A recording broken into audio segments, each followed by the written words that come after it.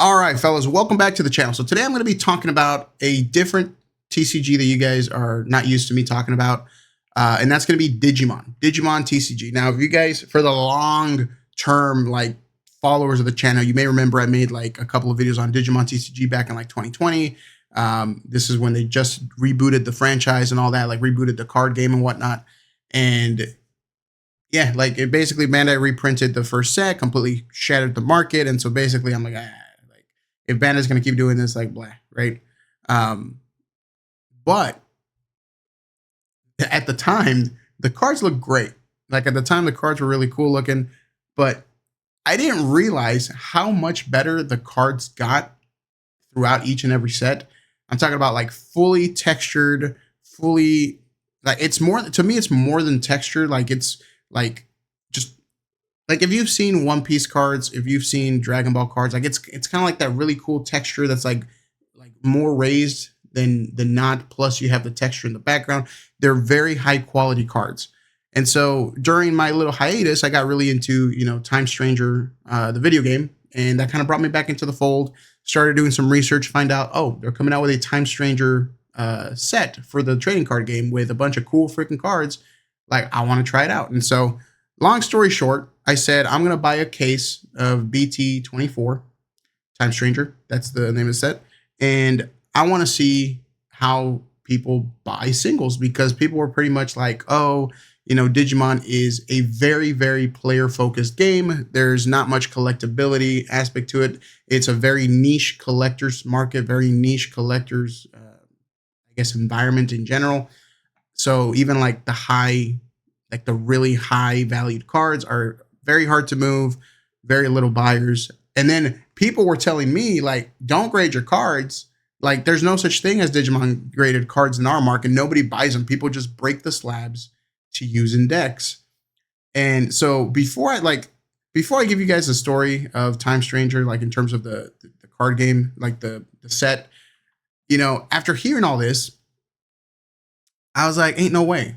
And like, sure enough, like you go online, you go on Reddit, you go on Discords, like the sentiment from Digimon TCG fans is, yeah, no, collectors basically they don't exist here. It's very niche, like who wants to put a playable card in a slab, And so like I was very much in shock. And one of the things that I noticed right from the get-go, right? Some of the really rare cards obviously are the 2-star alternate arts and the SP cards, right? Now, it just so happens that a lot of these cards, they tend to be very, very much playable in the meta. They tend to be kind of like a staple card during whatever meta rotation is going on, which they don't have rotations, by the way. It's completely different than like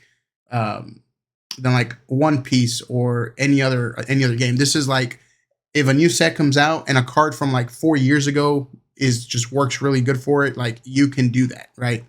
But besides, like, there's more information regarding that. But in terms of the collector side, right? I noticed right away that even these super rare cards, because I purchased some of them, they're very, very hard to grade. They have a lot of whitening. There's some corner issues. There's some general surface issues, right? And it kind of dawned on me, right? Like, well, why is it that I'm buying these $200, $300 cards and like I can't even get one of, like, I can't even send this off to get graded to get a potential 10, right? And then it dawned on me, like, well, the reason is because it is a primarily player-focused game and a player-focused market. So they're actually using these ultra rarity cards in their decks to bling out their decks, which then makes them super harder to get a clean 10 on the card. More so if you go through tag, I'm completely like against PSA grading. Like, they take too long, they charge way too much on the upcharges, and it's super, like, it's not even based on any real metrics. Like, if somebody feels like giving you your 9 or an 8 or 10, they can give you that.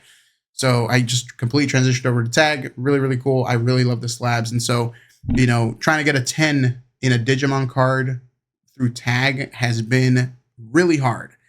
And so what it's come down to is my thinking on the collectability aspect of Digimon is it's very prime, right? Now, granted, it just so happens that now Digimon has kind of meshed all of their media properties to kind of flow together, similar to how Pokemon does their thing, right? So like Pokemon will have the video game, then they base their entire TCG portion of the business on said video game, and they like they'll make X amount of sets for it, and then the next video game comes out, or a next whatever another media comes out from Pokemon, and then the next sets are based off of that.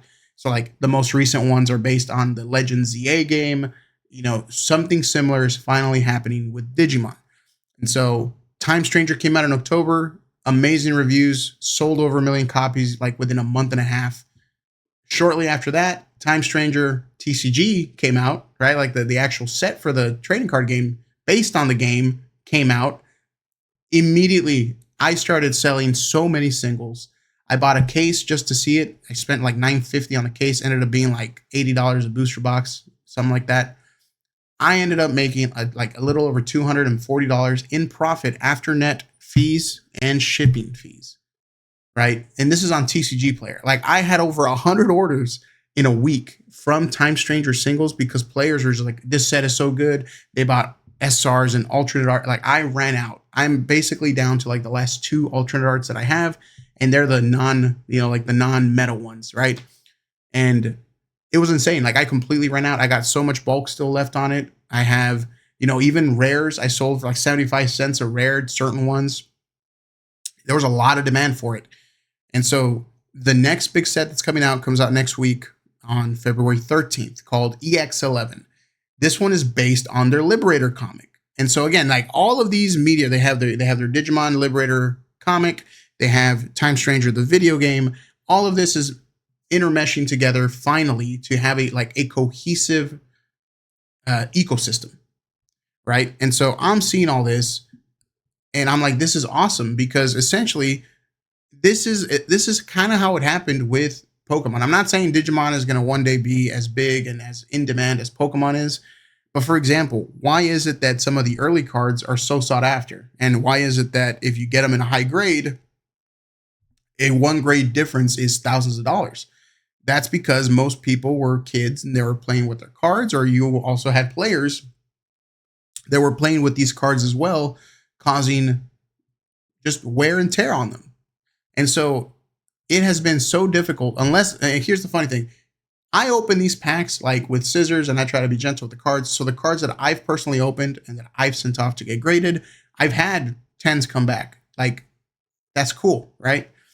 But a lot of these higher rarity cards that are actually used in decks, a lot of the serialized cards, a vast majority of the serialized cards have all sorts of edge wear and whitening and all sorts of issues with the surface that it is basically prime for a collector's market. Like I think Digimon has that potential, especially after the year that they had last year leading up to the video game, and especially how the year has started off now. Hopefully Bandai continues doing well with the IP, with the product, because if they continue this cohesiveness, I mean, I've already seen a lot of new players enter the game, a lot of new collectors enter the game. People try to tell me like it's not worth grading, this and that. I've seen cards sell for a small premium in the secondary market over non-graded cards. So it is slowly growing. And it's just so hilarious that when I entered this card game, like just the negative sentiment that the Digimon community has against collectors and people who grade their cards, it's almost like a huge inverse on Pokemon, right? But at the end of the day, a lot of those cards are really freaking cool cards, and if you can get them in a 10, I think long term, if the game continues to do well, if the Digimon franchise continues to do well, they will be worth some more money eventually. Do I expect that now? Probably in 5 to 10 years, we can see a lot of the cards today be worth some more in a graded 10 than we do now. But I really think Digimon is pretty much primed to have a breakout like next couple of years. Now, again, it's very funny that every other Bandai game currently is being scalped to all hell. Every other Bandai game is currently being like, all these investor bros are coming in, buying up all the stock, buying up all these rare cards, causing the prices to shoot up like crazy. But somehow Digimon is just in its own little bubble right now where maybe they don't realize how cool the cards are. Maybe they don't. And granted, again, the sentiment in the community is, There's not many collectors. Yeah, you can come in, but you're not going to be able to sell your cards for a profit and all this other stuff. And I personally think that it will get more collectors slowly but surely, and eventually there's going to be a market like that. But that's kind of my thoughts on it, man. There's so many cool things about Digimon, so many cool things about like their premium product offerings through Premium Bandai. Which, I mean, you compare the One Piece that just recently sold out in like a minute, and like Digimon has had like its own premium set up for like a month now, and it hasn't sold out. Like everything is primed for Digimon's growth in 2026, and I'm really happy to see like this cohesiveness occur for the franchise. And I wouldn't count us out, man. Us collectors, I would not count out collectors in Digimon. Those cards are just so freaking gorgeous. But that is my thoughts on Digimon. I figured let me make a video and kind of give you guys an update on what I've been doing personally in the background. I love Digimon cards, man. They're so freaking cool. I'm like all in on this next XEX11 set. It looks so freaking cool. The manga rares, bro, so freaking cool. Like the fact that they're introducing manga rares. And I really think this is going to be a turning point for Digimon this year to basically just expand a lot more and hopefully gain more fans and more traction. And so very excited, man. So see you on the next one.